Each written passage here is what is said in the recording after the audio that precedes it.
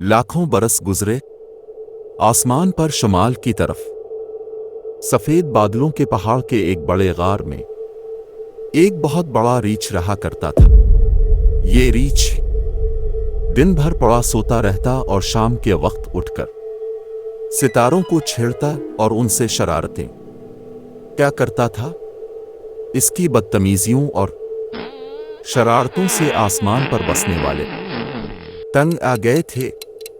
कभी तो वो किसी नन्हे से सितारे को गेंद की तरह लौटा देता और वो सितारा कलाबाजियां खाता दुनिया में आ गया, या कभी वो उन्हें अपनी असली जगह से हटा देता और वो बेचारे उधर उधर भटकते फिरते।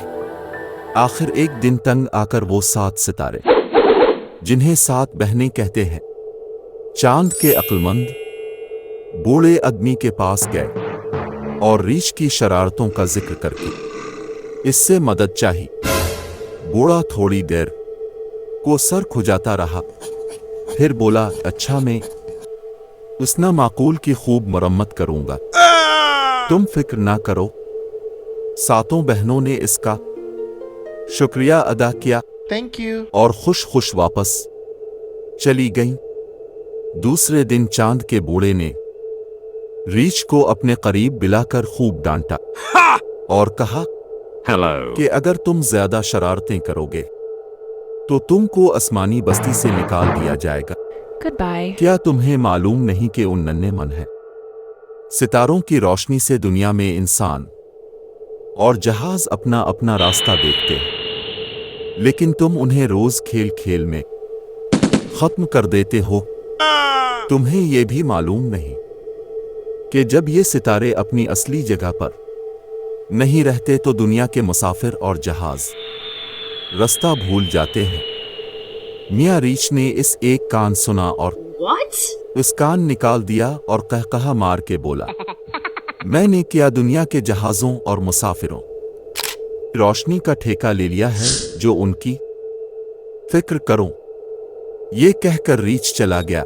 Goodbye. जाने के बाद बूढ़े ना बहुत देर सोचा कि इस शैतान को किस तरह काबू में लाऊं। यकाएक उसे ख्याल आया कि ओरियन देव से मदद लेनी चाहिए। ओरियन देव एक ताकतवर सितारे का नाम था जो इस जमाने में बहुत अच्छा शिकारी समझा जाता था और उसकी ताकत की वजह से इसे देव कहते थे। ये सोचकर बूढ़े ने दूसरे दिन ओरियन देव को बुलावा भेजा।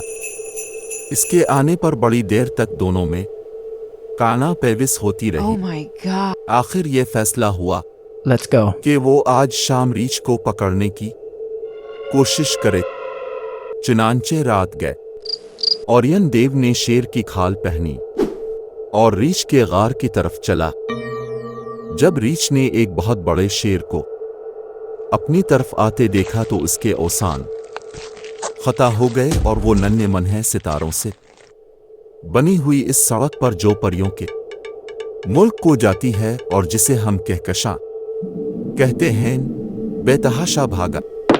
आखिर बड़ी दौड़ धूप के बाद ताकतवर शिकारी ने मियां रीछ को आ लिया और उनको पकड़कर आसमान पर एक जगह कैद कर दिया जहां वो अब तक बंधे खड़े हैं। अगर तुम रात को कुतुब सितारे की तरफ देखो तो तुम्हें इसके पास ही रीछ बंधा नजर आएगा, जिसको उन 7 बहनों में से 4 पकड़े खड़ी हैं। बाकी 3 बहनों ने इसकी दम पकड़ रखी है। अगर तुम आसमान पर नजर दौड़ा तो तुम्हें ओरियन देव भी तीरू कमान लिए रीछ की तरफ निशाना लगाए खड़ा नजर आएगा।